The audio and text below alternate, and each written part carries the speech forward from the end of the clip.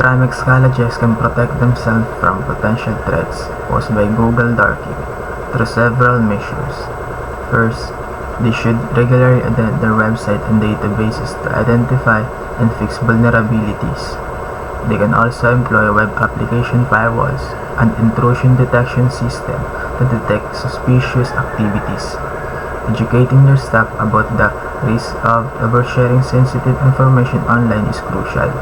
Implementing a strict data access policy and considering cybersecurity awareness training for staff can help mitigate this risk.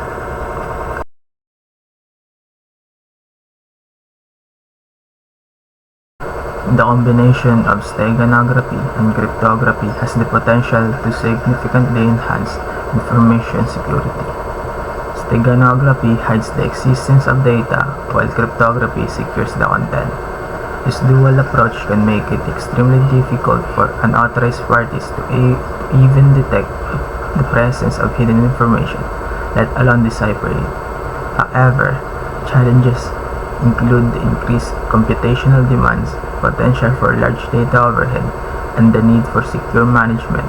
Moreover, it may raise ethical concerns if used for nefarious purposes.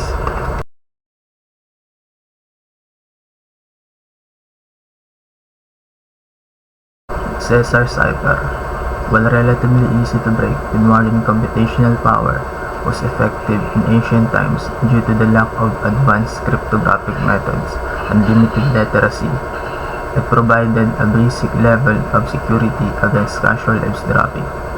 For a largely illiterate population, it presented a significant challenge, and there were no computers to easily perform brute force attacks.